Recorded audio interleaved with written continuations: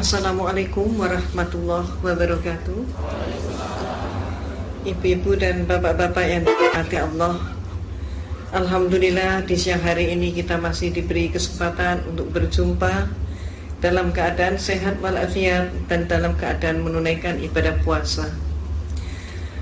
Dan saya pun mohon maaf yang sebesar-besarnya atas keterlambatan saya. Tapi alhamdulillah Allah pun masih berkenan untuk menakdirkan kita berjumpa. Karenanya mari kita ungkapkan puji dan syukur kita kehadapan Allah Subhanahu wa taala atas semua limpahan rahmat, hidayah serta nikmat-nikmatnya.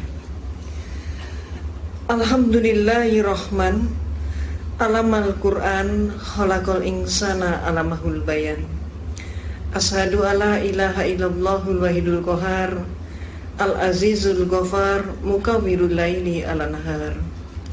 Wa ashadu anna muhammadan abduhu wa rasuluh, wa habibuhu wa khaliluh. Allahumma sholli ala sayyidil mursalin, wa ala alihi wa sahbihi ajmain.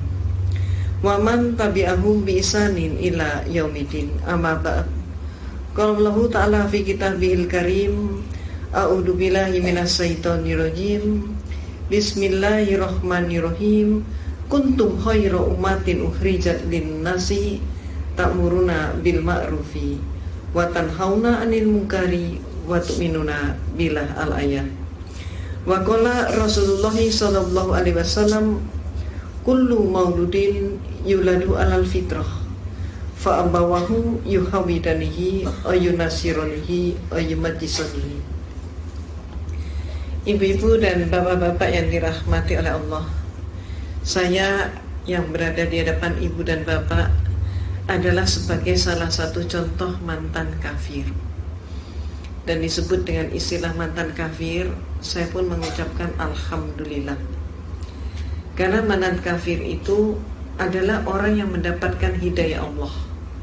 Sangat berbeda kalau disebut mantan santri, mantan ustadz, ataupun mantan kiai. Na'udzubillah. Karena dia bukan mendapatkan hidayah Allah, tapi sebaliknya mendapatkan laknat Allah. Perbedaan antara saya dengan ibu bapak seluruhnya, saya lahir dari keluarga yang beragama Katolik. Sedangkan ibu dan bapak begitu lahir yang didengar adalah suara adzan dan iqamat. Ibu bapak berusia 5-6 tahun sudah masuk dalam untuk mempelajari kitab suci Al-Quran, belajar ngaji. Sedangkan saya ketika umur 6 tahun saya dimasukkan Sunday School, sekolah minggu, yaitu kursus untuk mempelajari agama Kristen ataupun Katolik. Dan saya mendapatkan prioritas, yaitu menikmati Sunday School secara privat yang diberikan oleh seorang Moeder Overste. Moeder Overste yaitu pimpinan biara. Mengapa demikian?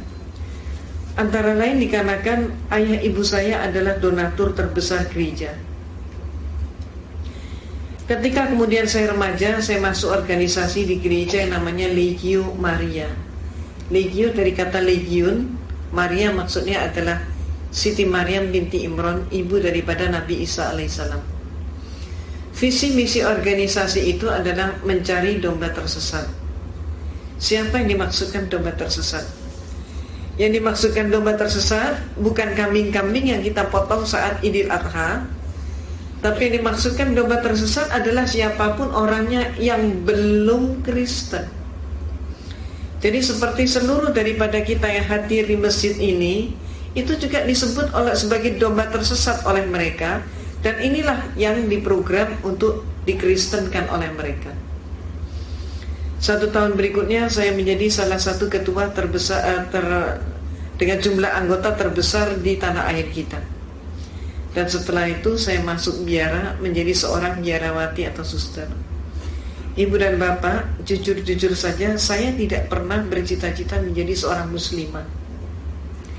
Cita-cita saya menjadi seorang biarawati dan saat itu sudah tercapai. Namun pada saat justru saya sudah mencapai cita-cita saya, disinilah Allah menyelenggarakan kehidupan hambanya. Pada saat saya di biara, dari seluruh mereka yang masuk biara hanya ada 2 orang saja.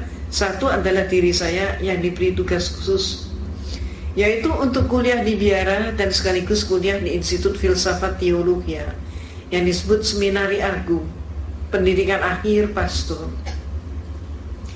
Di sanalah saya menekuni comparative religion, termasuk menekuni Islamologi. Tapi Islamologi yang saya terima di sana bukan untuk menyatakan Islam agama yang hak, tapi sebaliknya untuk menyatakan Islam agama yang jelek. Mereka menyatakan, kalau Anda ingin tahu tentang Islam, lihat saja umat Islam di Indonesia. Maka di Indonesia ini orang yang melarat agamanya apa? Islam. Yang bodoh agamanya apa? Islam. Yang kumuh di bantaran sungai agamanya apa? Islam. Yang kehilangan sandal sepatu hari Jumat siapa? Islam. Yang gak mau bersatu, bercerai-berai terus siapa? Islam. Yang jadi teroris siapa? Juga dikatakan Islam. Maka teman-teman saya sepakat dengan kesimpulan bahwa kalau begitu Islam agama yang jelek. Pada saat itulah saya katakan penyimpulan itu belum benar. Islam jangan hanya dilihat di Indonesia, coba kita lihat bagaimana di negara-negara yang lain. Saya kemukakan contoh, coba kita lihat bagaimana di Filipina. Di Filipina ternyata orang yang melarat dan bodoh agama mereka bukan Islam, tapi adalah Kristen dan Katolik. Meksiko adalah negara yang miskin, dan di sana yang jadi maling ayam, pencopet, pencuri, pemabuk, pemerkosa, penjudi dan lain sebagainya tidak ada satupun yang Islam. Semuanya adalah Katolik atau Kristen. Mesir keadaannya berbalik dengan tanah air kita. Kalau di Indonesia kita berbicara tentang pembantu rumah tangga dan dikatakan beragama Islam, majikannya banyak yang non-Islam. Tapi kalau di Mesir terbalik. Di Mesir justru majikan beragama Islam dan pembantunya justru Kristen dan Katolik. Dan selaris yang paling murah mereka datangkan dari Filipina yang beragama Katolik. Irlandia adalah sebuah negara yang tidak pernah selesai dengan konflik internal antara selatan dan utara. Dan yang konflik itu tidak melibatkan seorang pun yang Islam. Semuanya yang konflik adalah orang Protestan dengan orang Katolik. Mereka itulah yang saling membantai dan saling membunuh. Dan oleh masyarakat Eropa, yang dijuluki sebagai teroris itu adalah Irlandia dengan julukan khusus sebagai teroris Eropa. Lebih lanjut lagi kita ke Italia. Di Italia yang menjadi gembong obat bius dan perjudian, tidak ada satupun yang Islam. Semua mafioso beragama Katolik. Maka saya katakan kepada dosen saya, pater sebutannya, pater atau pastor, saya katakan pater, tidak terbukti bahwa Islam jelek. Maka saya kemudian mengajukan solusi sekaligus usul, minta izin untuk mempelajari Islam dari sumbernya sendiri. Izin diberikan, tapi dengan satu instruksi, mencari kelemahan Islam. Inilah untuk pertama kali saya berkenalan dengan Islam. Pertama kali saya ngaji, saat itu saya masih di biara dengan kapasitas sebagai seorang biarawati. Tapi ketika saya memandang kitab suci Al-Quran, melihat huruf hijaiyah, saya pun jadi bingung. Ayat ini mana yang depan, mana yang belakang, mana yang atas, mana yang bawah, bingung sekali. Saya amati bentuk hurufnya, lebih bingung lagi. Hurufnya ini kok panjang-panjang, bulat-bulat seperti cendol. Saya nggak mampu. Maka akibatnya, karena keterbatasan waktu, saya putuskan saya harus ngaji dari terjemah. Ketika pertama kali saya memegang terjemah, apa yang terjadi? Keliru juga. Ayat Allah yang saya pelajari itu bukan dari depan ke belakang, tapi kebalik dari belakang ke depan. Dan akibatnya, yang pertama kali saya pelajari adalah surat Al-Ikhlas. Qul huwallahu ahad, Allahu samad, lam yalid wa lam yulad wa lam yakul lahu kufuwan ahad. Malamnya saya ngaji surat Al-Ikhlas, persis pagi harinya saya mendapatkan kuliah teologi di mana dosen saya menyatakan Tuhan itu satu tapi pribadinya tiga. Inilah penyelenggaraan Allah.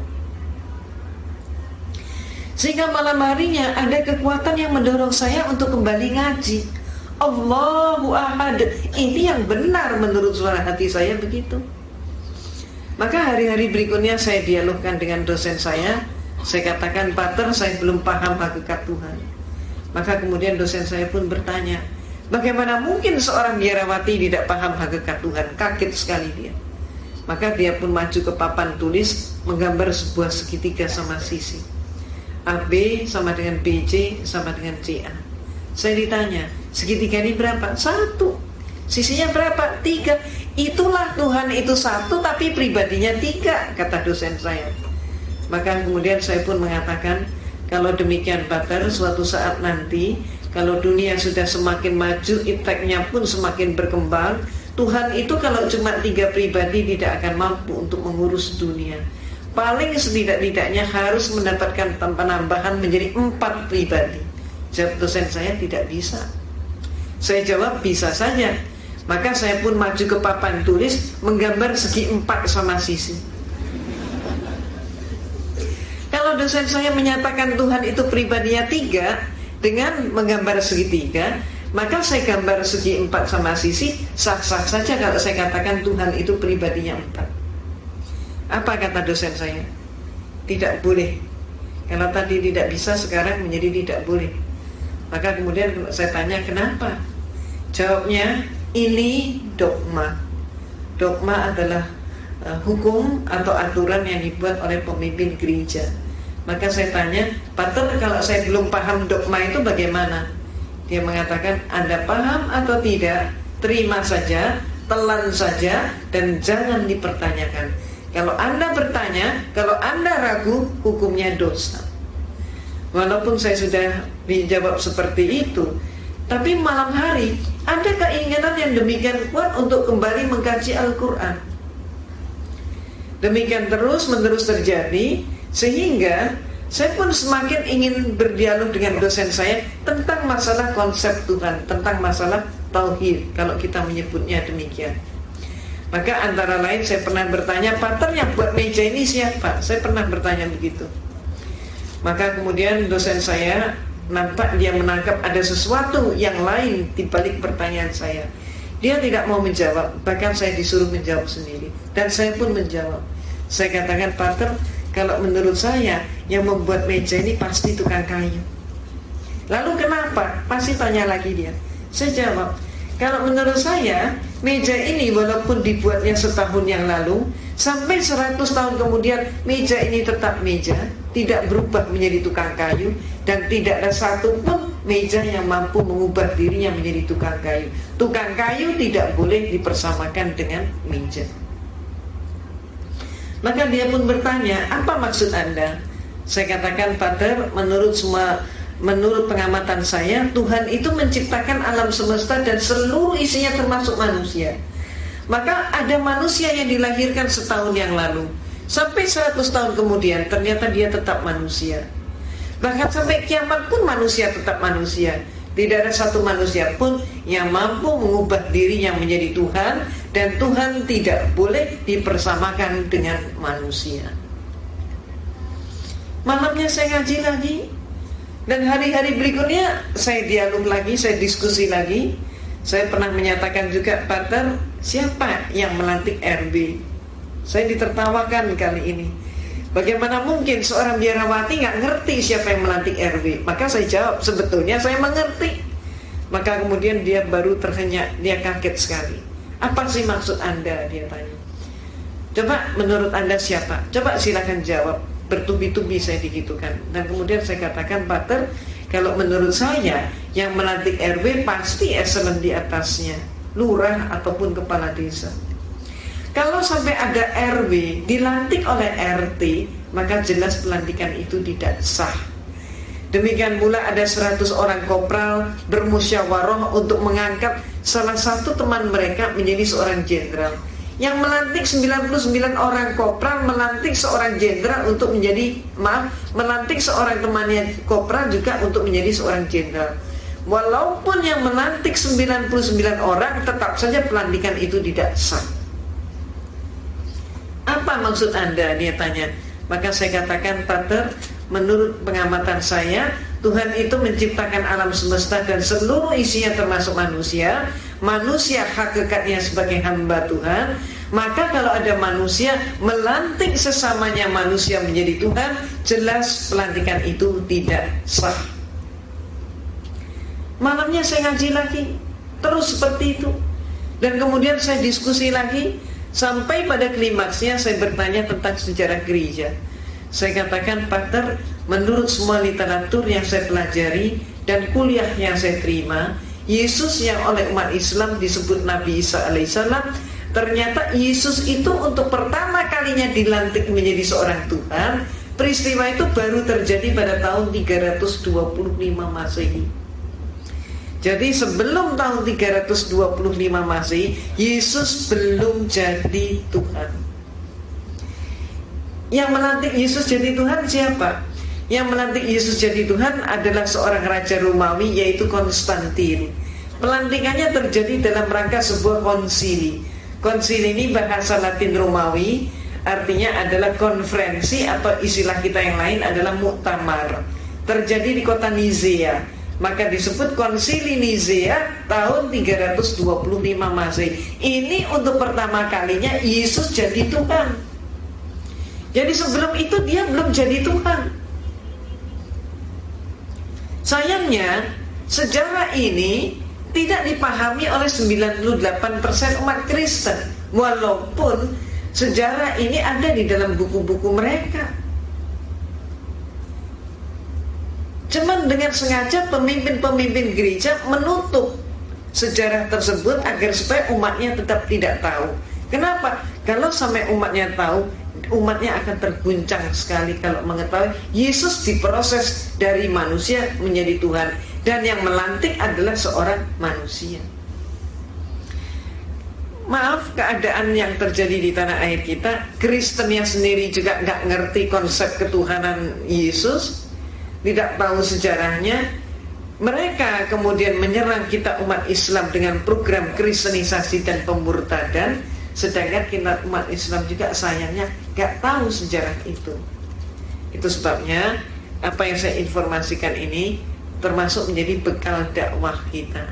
Kalau ada serangan, katakanlah yang hak itu hak, yang batil itu batil. Sejarah ini perlu diungkap. Nah, Ibu dan Bapak yang dirahmati oleh Allah, maaf saya berbicaranya terlalu cepat ya? Gak apa-apa ya? Karena kan berburu membuat efisien waktu. Kok malah ditaruh di atas meja?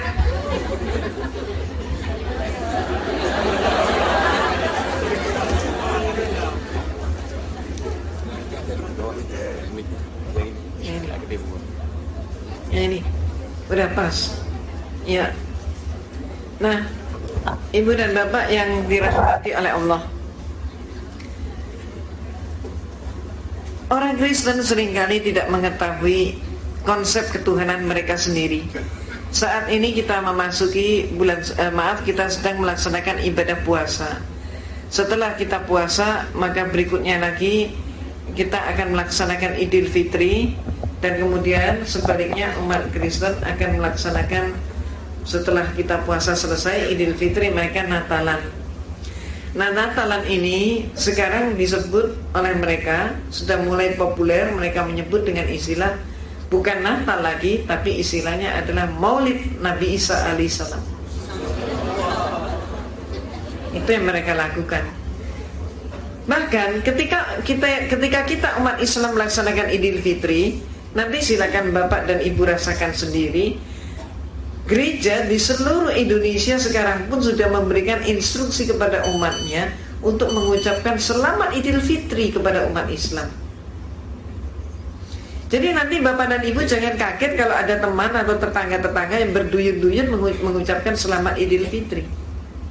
Itu sudah merupakan instruksi gereja. Kenapa gereja memberikan instruksi seperti itu? Seringkali gereja memakai metode menangkap ayam dengan umpan.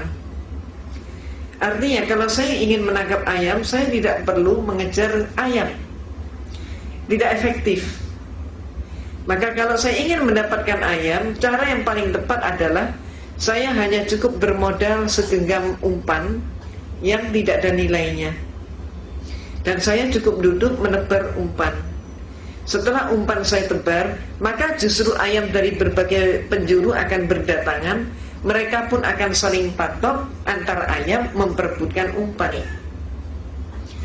Ketika si ayam sedang makan umpan, maka ayam itu saya tangkap, diam saja. Bahkan lehernya pun digorok, si ayam diam saja. Umat Islam saat ini diperlakukan seperti ayam itu. Umpannya apa? Umpannya adalah contoh sembako, pakaian bekas, obat-obatan, beasiswa. Dan yang sekarang marak dilakukan oleh gereja adalah hitanan massal gratis. Gereja menyelenggarakan hitanan massal gratis. Termasuk ini nanti Natal, mereka mengganti dengan Maulid Nabi Isa alaihissalam. Mereka mendahului memberikan ucapan selamat Idul Fitri. Itu umpannya, ayamnya yang ingin mereka dapatkan adalah pengingkaran kita umat Islam dari akidah kita karena mengucapkan selamat Natal. Itu yang mereka kehendaki.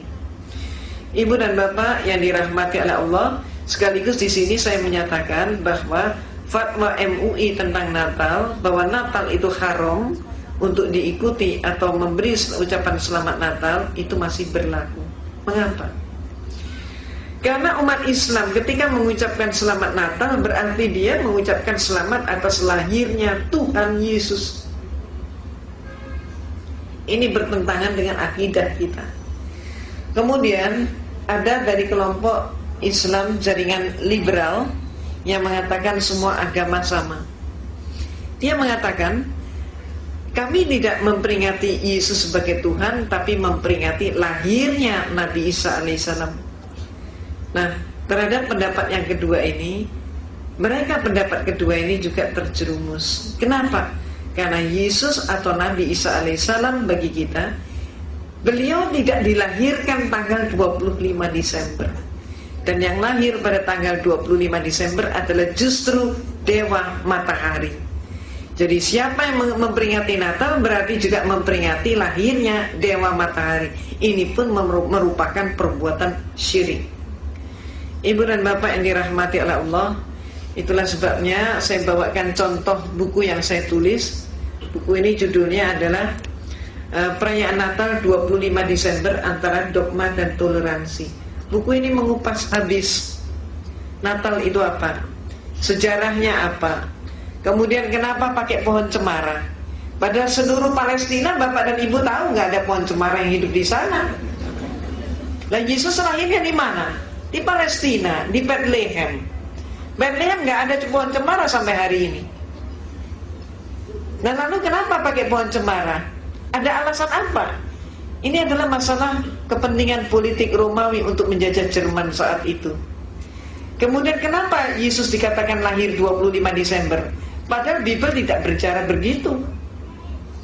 Baru mulai abad ke-5 mereka merayakan Natal. Mengapa? Kembali lagi alasan politik. Saat itu rakyat Romawi tidak mau masuk dalam agama Katolik, sedangkan kaisarnya sudah masuk Katolik. Maka kenapa dicari sebabnya? Orang Romawi kenapa tidak mau masuk agama Katolik? Karena mereka takut kehilangan pesta pora yang sudah menjadi pesta rakyat tiap tanggal 25 Desember dalam rangka memperingati kelahiran Dewa Matahari. Pesta itu demikian meriah. Laki, perempuan, tua, muda, besar, kecil keluar dari rumah, bawa makanan, bawa minuman, bawa alat musik. Mereka nari, nyanyi sampai mabuk, sampai peler, sepanjang malam sampai pagi. Ketika kemudian mereka disuruh pindah agama, diinstruksikan oleh kaisarnya begitu, mereka gak mau, takut kalau pesta itu hilang. Disinilah pinternya gereja dan pinternya kaisar. Kemudian diumumkan oleh Konstantin, kamu semua gak perlu khawatir, pesta 25 Desember akan tetap berlangsung, karena Yesus itu lahirnya pada tanggal 25 Desember. Orang Romawi yang menyembah Dewa Matahari diberitahu bahwa Yesus lahirnya tanggal 25 Desember, mereka menyebutkan, oh kalau begitu Yesus adalah putra Dewa Matahari. Diiyakan oleh gereja dan oleh Konstantin. Maka sejak saat itulah semua atribut Dewa Matahari disebut sebagai atribut Yesus. Itu sebabnya maka salib itu di tengahnya orangnya selalu memakai lingkaran. Ini simbol apa? Matahari. Demikian pula Kemudian orang-orang patung-patung pada bagian kepala juga pakai lingkaran. Ini simbol apa? Simbol matahari. Nah, sekarang terjadi yang sebaliknya. Pada periode yang lalu, gereja gencar sekali mengajak umat Islam untuk mengadakan dialog, diskusi, ataupun juga dengan seminar. Topiknya berkisar masalah mencari persamaan tauhid Islam dan Kristen, atau dengan tema yang mirip, yaitu kembali pada milah Nabi Ibrahim alaihissalam bahwa semua agama sama. Mereka menanamkan pengaruhnya kepada tokoh-tokoh kita bahwa semua agama sama.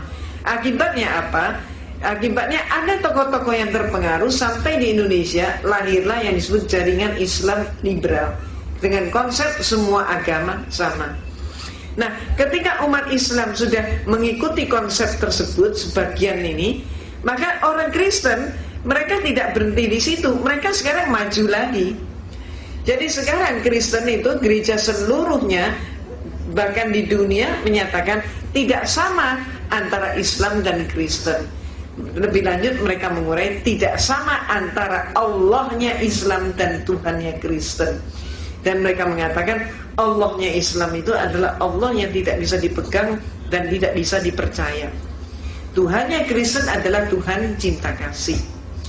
Allah itu siapa? Kata mereka dari berdasarkan antara lain buku yang ditulis oleh seorang direktur Institut Teologia di Amerika, namanya adalah Robert Morey. Bukunya ini Islamic Invasion. Buku ini lebih kejam daripada buku The Satanic Verses yang ditulis oleh Salman Rushdie. Ini lebih kejam, lebih kasar. Dan buku ini sekarang sudah menjadi panduan pendeta dan penginjil di seluruh dunia. Ini hanya kulitnya yang berbahasa Inggris, dalamnya sudah berbahasa Indonesia.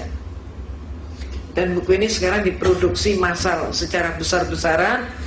Dan karena dipikir oleh mereka kita umat Islam masih diam, maka buku ini pun berlanjut. Bahkan mereka memakai komik-komik. Dan komiknya setiap ibu bapak bisa mengaksesnya lewat internet. Pernah baca? Ada yang pernah baca? Nah, seperti ini. Ini komik yang timbul akibat daripada buku Islamic Invasion karya Robert Morey. Dan yang paling menyakitkan di sini adalah suatu gambar di mana ada orang berpenampilan pakaian Arab, laki-laki sedang sujud menyembah dikelilingi oleh api. Siapa yang dimaksudkan dengan laki-laki yang sujud menyembah dikelilingi api? Yang dimaksudkan menurut ini komik ini adalah Rasulullah SAW menyembah kepada kata mereka Tuhan Yesus. Maka dikatakan Yesus Kristus akan menghakimi setiap orang. Dan pada hari itu juga Muhammad akan sujud menyembah dan berkata Yesus Kristuslah Tuhan. Ini sehingga ini yang perlu kita ketahui. Kemudian Rasulullah SAW pun dihujat di dalam buku ini. Dikatakan Rasulullah itu adalah seorang penderita penyakit epilepsi. Dan Rasulullah menerima penyakit epilepsi itu dari ibunya Siti Aminah. Rasulullah adalah seorang pembual, pembohong. Maka Rasulullah pun kemudian berkelainan jiwa. Ketika Rasulullah kejang, kemudian menggigil kedinginan sehingga diselimuti oleh Siti Khadijah radhiyallahu anha, umat Islam meyakini bahwa Rasulullah menerima wahyu. Menurut Robert Morey, padahal tidak demikian.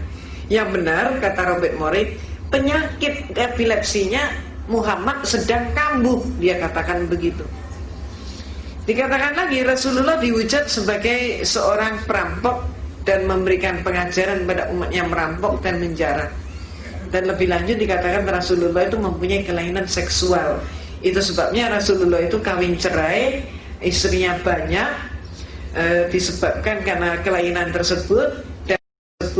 Dan di dalam buku ini juga dikutip sederetan nama perempuan pemuas nafsu seksual Rasulullah.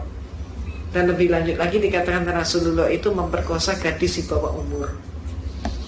Lebih lanjut lagi dikatakan agama Islam adalah agama biadab dan agama yang barbar. Dan umat Islam adalah umat biadab dan barbar.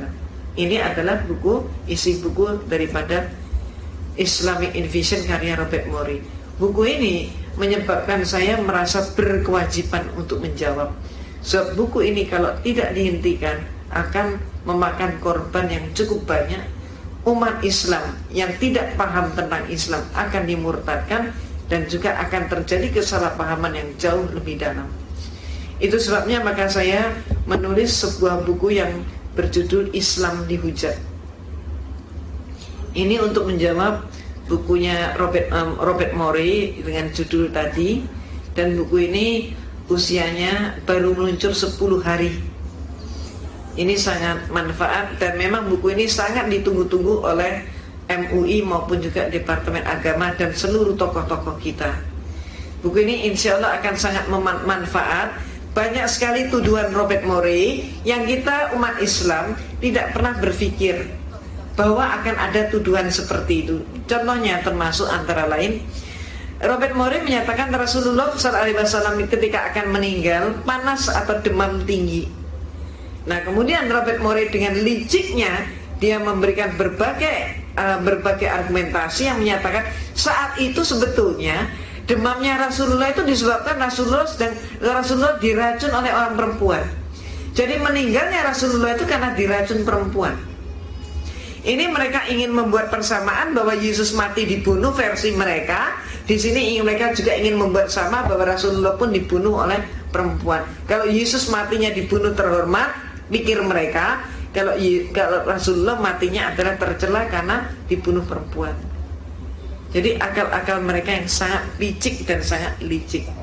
Buku ini andai kata di antara bapak dan ibu ada yang menginginkan, karena demikian banyak yang pesan, ini bisa didapatkan di Kerinci 10 nomor 3 Majestic, depannya Masjid Al-Ihsan, barangkali secara kolektif saja. Demikian pula untuk mengupas atau menguak tentang Natal tadi yang sangat menyesatkan kita umat Islam, terutama dari golongan muda, maka saya juga mengarang buku yang berjudul Perayaan Natal 25 Desember Antara Dogma dan Toleransi. Buku ini sangat manfaat, dan alhamdulillah kebesaran Allah, keagungan Allah semata, buku ini alhamdulillah sudah cukup banyak menghantar orang Kristen menjadi Islam. Mereka setelah baca buku ini mereka menjadi sangat ragu, terguncang. Maka kemudian bertanya-tanya agama yang hak itu yang mana. Akhirnya mereka pun mengucapkan 2 kalimat syahadat. Saya sangat menganjurkan ibu dan bapak, buku ini ganti cetaknya hanya 7.500. Jadi berdakwah hanya dengan modal 7.500 rupiah. Jadi insya Allah sesekali barangkali jatahnya bakso di luar Ramadan digantikan dengan ini. Ini akan sangat manfaat. Silakan juga dihadiahkan kepada mereka-mereka yang sangat membutuhkan. Ini merupakan cara dakwah kita. Ibu dan bapak yang dirahmati oleh Allah, pemurtadan dan kristenisasi di Indonesia berjalan dengan sangat marak. Karena itu sudah merupakan program dunia, dan itu bisa dilihat antara lain di majalah Times yang terbit Juni 2003. Times yang ini di Indonesia hanya beredar beberapa hari, dan setelah itu hilang dari peredaran. Kenapa? Karena Times yang ini mengungkap tentang program kristenisasi dunia. Dan kemudian diterjemahkan beberapa artikel di sini oleh Harian Republika, termasuk diantaranya menguak bahwa George W. Bush dan Tony Blair adalah dari kelompok Kristen yang radikal, yaitu dari sekte evangelis, sekte yang sangat benci dengan Islam.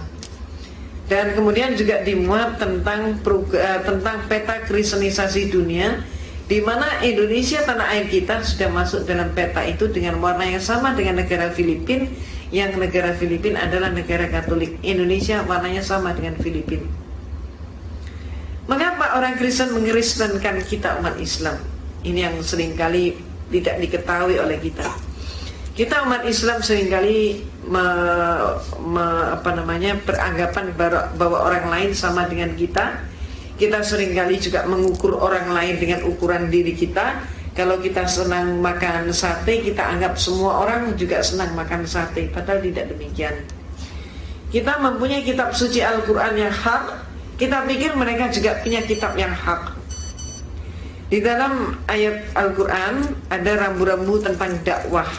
Antara lain yang senantiasa kita pakai rambu-rambunya, la ikraha fiddin, tidak ada paksaan dalam beragama Islam. Itu rambu-rambu dakwah kita. Kita pikir agama yang lain juga punya ayat seperti ini. Antar umat beragama, maka ayat Allah yang mengatur adalah lakum dinukum waliyadin.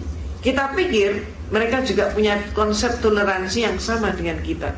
Kenyataannya tidak demikian. Saya yang menekuni bidang perbandingan agama dan mempelajari kristologi sangat-sangat tahu bahwa kedua ayat itu hanya ada di dalam kitab suci Al-Quran dan tidak ada pada semua kitab yang lain. Yang ada pada Bible ayatnya bunyinya, carilah domba tersesat, kabarkanlah Injil ke seluruh penjuru dunia, dan jadikan seluruh penjuru dunia sebagai muridku. Jadi ayat ini kedudukannya sebagai ayat perintah, hukumnya wajib. Apa maksudnya ayat perintah dan hukumnya wajib? Seperti kita umat Islam, oleh Allah diberi kewajiban menegakkan sholat 5 waktu.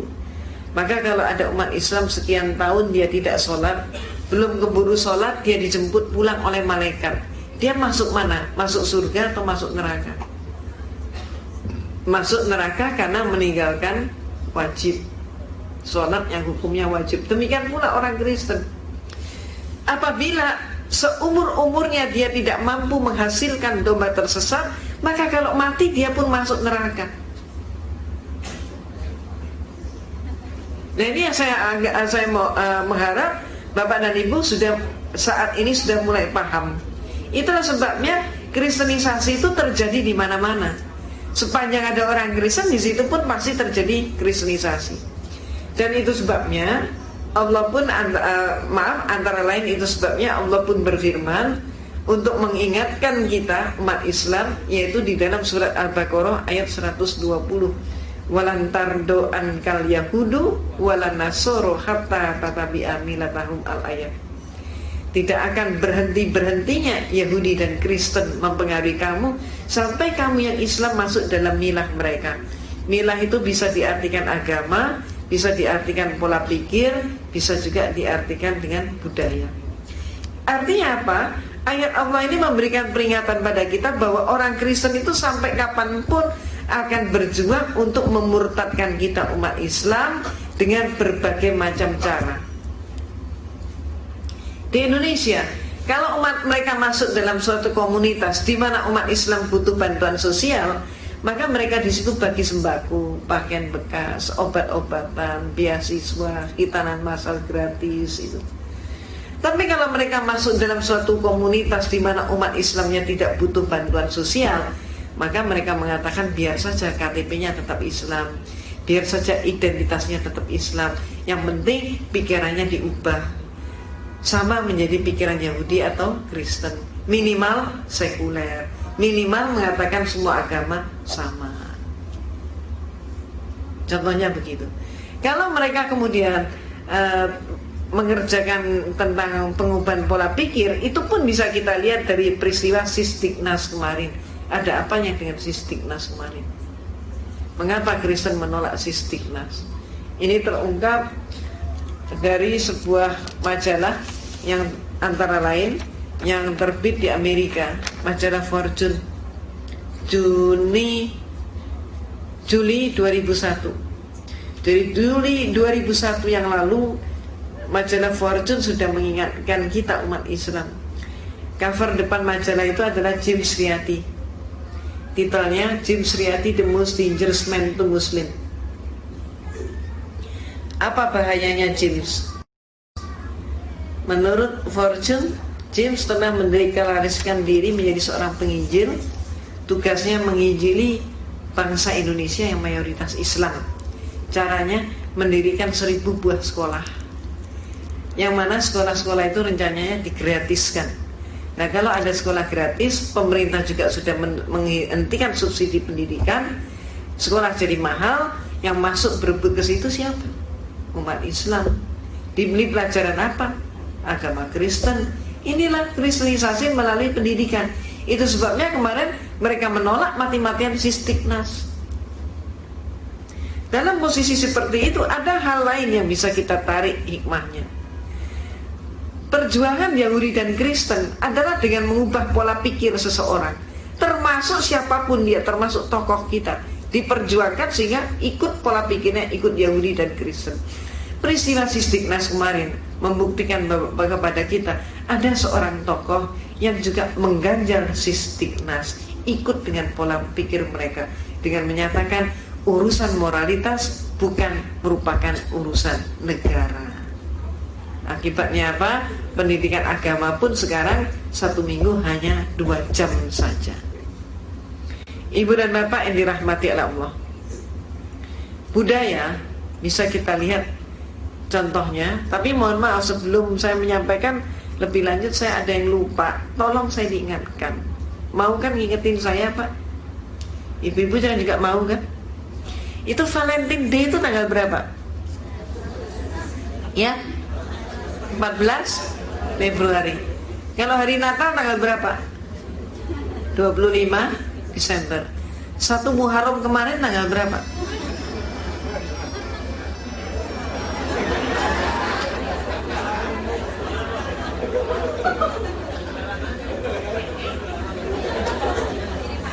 Maaf, saya nggak tanya beneran tadi, itu hanya tanya-tanyaan. Maksud saya apa sih? Mengajak kita semuanya, termasuk diri saya, ayolah kita bercermin diri. Kita ini lebih kenal budaya mereka daripada budaya kita sendiri. Jujur-jujur aja deh. Di antara bapak ibu yang hadir, tolong saya tanya jujur, adakah yang tidak membuat program untuk akhir tahun nanti?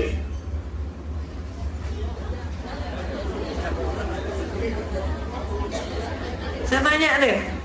Kebanyakan di antara kita itu sudah punya program nanti akhir tahun mau kemana, di mana, acaranya apa. Itulah kita.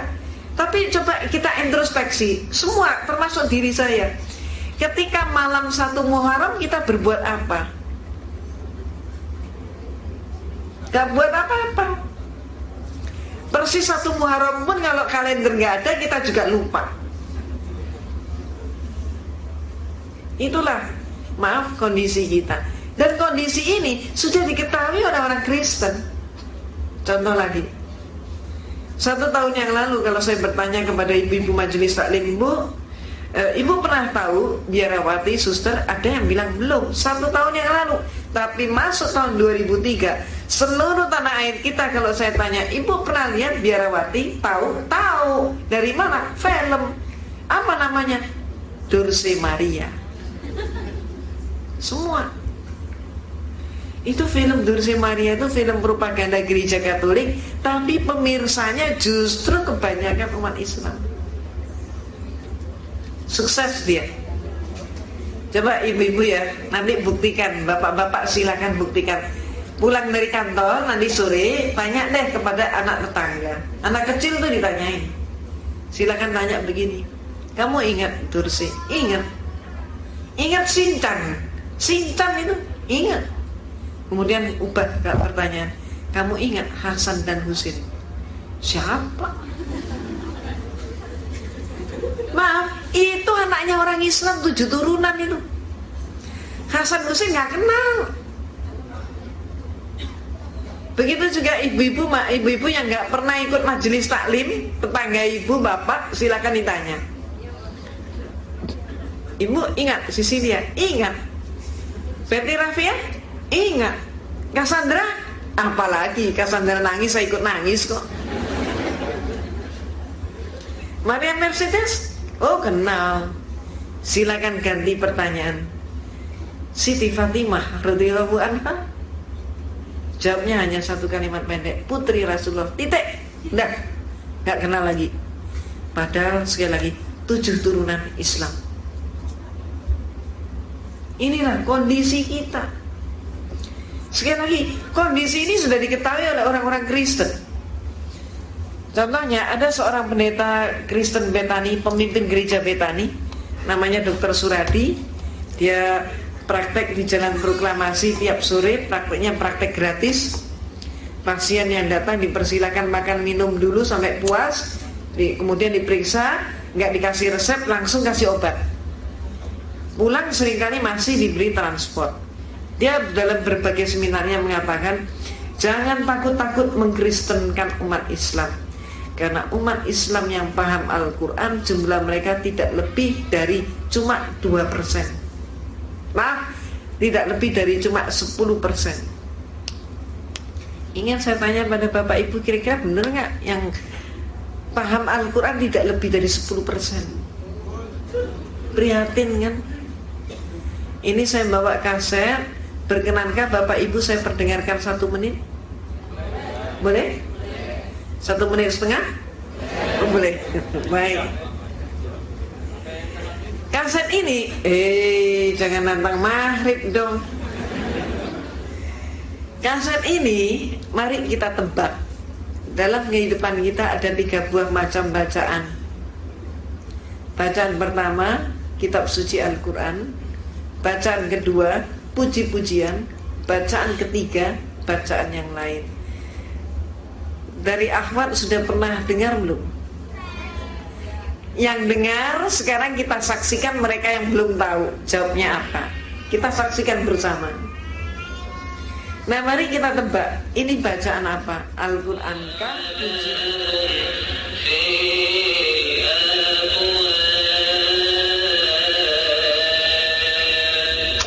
Kira-kira apa?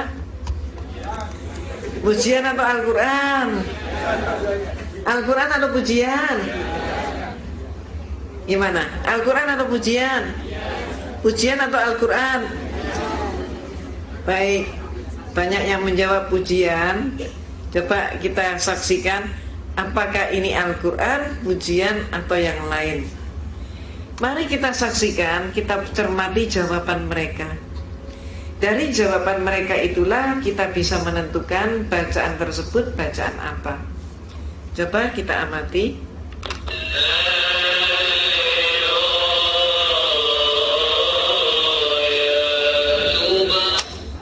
Apa jawabnya? Haleluya. Coba sekali lagi.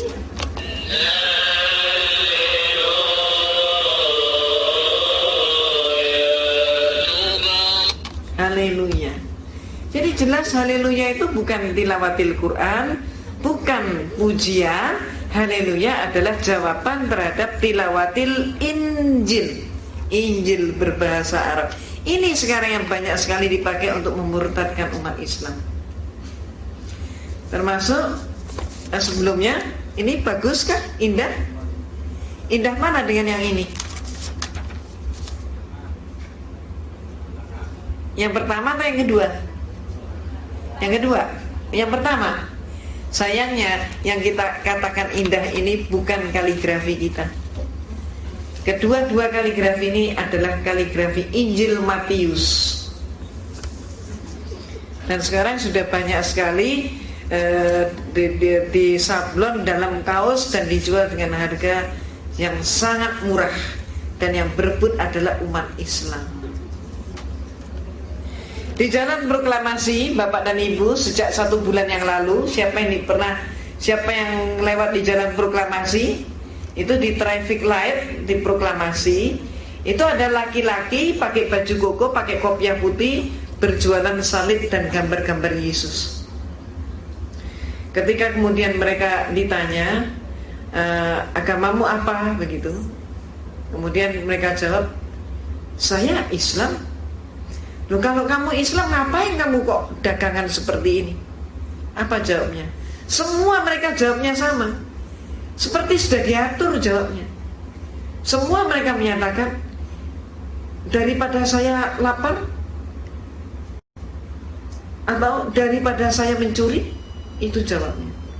Ternyata hasil dengan dialog dengan mereka itu dagangannya laku tidak laku setiap hari dibayar oleh gereja 25.000 rupiah.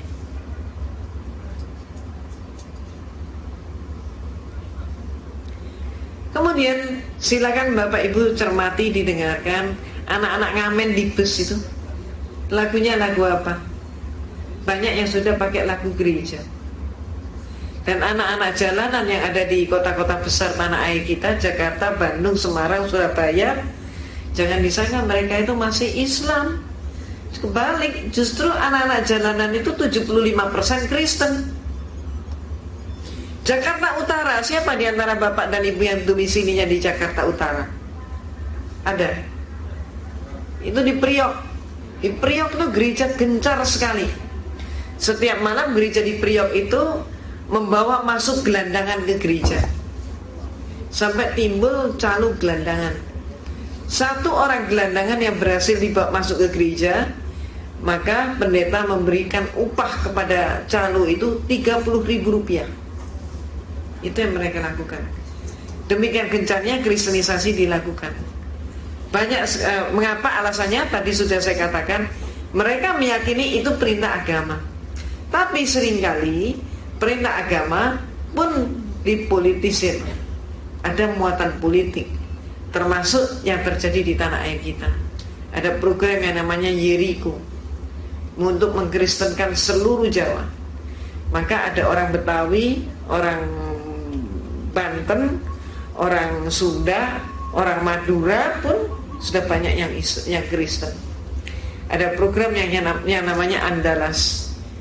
Maka orang Minang, orang Padang juga banyak yang Kristen. Terus kemudian program mereka mengatakan 2004 nanti Indonesia Islamnya hanya boleh bersisa 50%. Jadi kalau tahun 90 kita itu 90%, kemudian menurun menjadi 75%, maka tahun depan kita ditarget hanya sisa 50%. Untuk itu mereka melakukan cara apapun yang diperbolehkan, segala cara diperbolehkan oleh Bible. Kita lihat di dalam surat Roma pasal 3 ayat 7.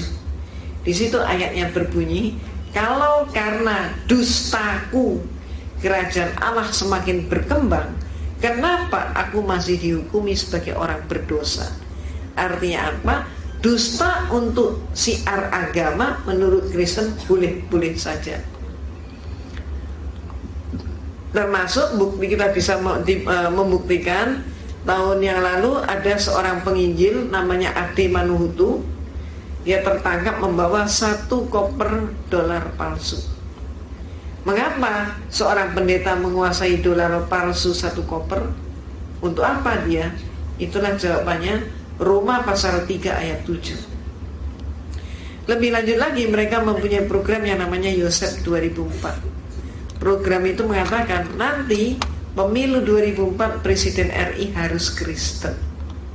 Nah, ini yang sudah ditanyakan oleh mereka. Sehingga terserah kepada kita, ibu bapak seluruhnya, kita mau nggak dipimpin Presiden Kristen?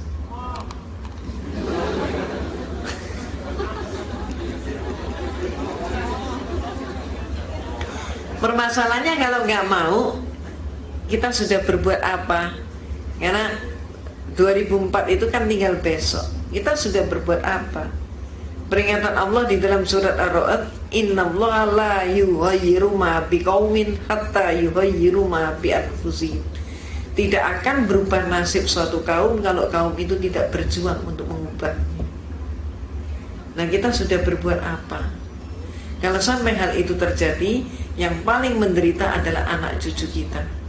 2004 nanti Kristen belum mampu menampilkan figur seorang Kristen sebagai calon presiden, maka dia, sebagaimana peringatan Allah di dalam surat Al-Baqarah ayat 120 tadi, mereka akan menampilkan orang yang beridentitas Islam tapi pikirannya sudah mengikuti pikiran Kristen dan Yahudi. Itu nanti akan disupport oleh mereka. Bahkan Amerika pun akan mensupport No Limit. Maka perlu kita pertanyakan, kalau kita tidak menginginkan kesengsaraan menimpa anak cucu kita, maka mulai sekarang hendaknya kita pun merapatkan barisan. Lalu siapa yang jadi pemimpin kita? Siapa yang kita tokohkan? Jangan mencari idola siapapun kecuali Rasulullah Sallallahu Alaihi Wasallam. Dari mana kita memulai? Ibda binafsik, dari diri kita sendiri. Mulai sekarang hendaknya kita membendung pemurtadan. Caranya, kita saat ini mari mempelajari visi, misi, dan strategi mereka sehingga bisa membendung pemurtadan dan kristenisasi. Perlu Bapak Ibu ketahui, gereja di seluruh Indonesia gencar sekali mempelajari Islamologi. Maka mereka berhasil membuat demikian banyak brosur yang sepertinya brosur Islam, tapi adalah brosur Kristen. Kenapa? Karena mereka mempelajari Islamologi, pakai ayat Al-Quran dan hadis Rasulullah, tapi semua ayat dan hadis yang dipakai sengaja dipelencengkan. Akademi kepolisian mempelajari kriminologi. Bukan maksudnya supaya polisi menjadi penjahat, tapi supaya mampu menangkap penjahat. Demikian pula saat ini, karena Kristen sudah menyerang umat Islam untuk dimurtadkan sedemikian rupa, kita sudah waktunya untuk mengkaji visi misi strategi Kristen. Bukan untuk menjadi orang Kristen, tapi menghentikan pemurtadan dan kristenisasi. Ini contohnya. Ada sebuah institut teologi namanya Kalimatullah. Ini dosennya pakai kopiah, pakai jilbab. Apa mata kuliahnya? Antara lain kurikulumnya yang disajikan adalah